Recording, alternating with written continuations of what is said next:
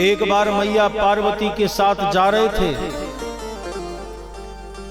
और जाते जाते पार्वती के कानों में एक दीन व्यक्ति की आवाज सुनाई पड़ी। पार्वती ने कहा भोलेनाथ से, स्वामी तनिक रुक करके देखिए कौन चिल्ला रहा है, कौन रो रहा है।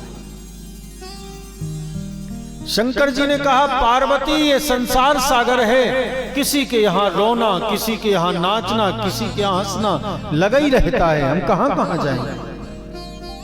पार्वती ने कहा, लेकिन कृपा करके एक बार तो चल करके देखना है कौन रो रहा है।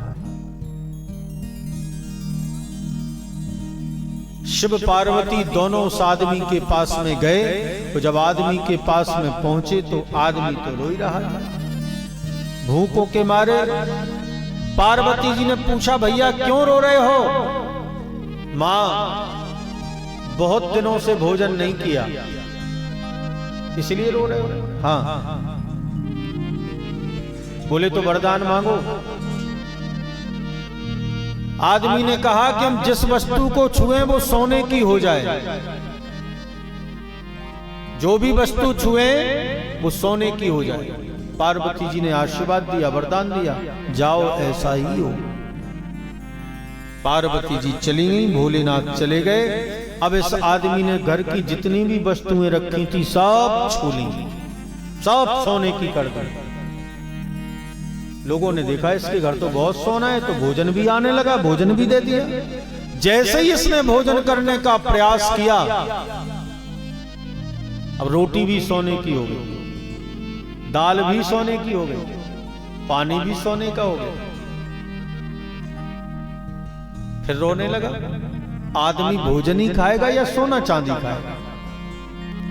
फिर रोने लगा। तो रोते रोते रोते रोते सुबह से शाम हो गई। फिर भगवान शिव पार्वती लौटे, दोनों चले आए। पार्वती ने कहा, जिसको वरदान दिया वो फिर रो रहा है, चलो चल करके देखें क्या बात है। शंकर जी बोले, देखो पार्वती मैं एक बार चला गया आपके कहने से, अब नहीं जाऊंगा। पार्वती ने कहा, स्वामी चलना तो पड़ेगा।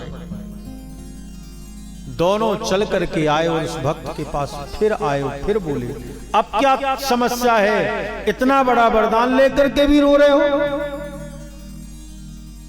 आदमी ने कहा, मां पार्वती मैं पहले जैसा था मुझे वैसा ही कर दो, मुझे ये वरदान नहीं चाहिए।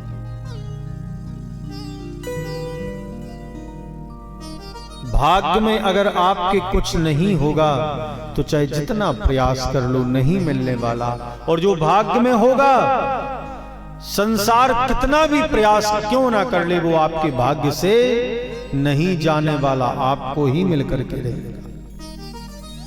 ऐसे भोलेनाथ हैं हमारे दयालु, जो तनिक में वरदान दे देते हैं।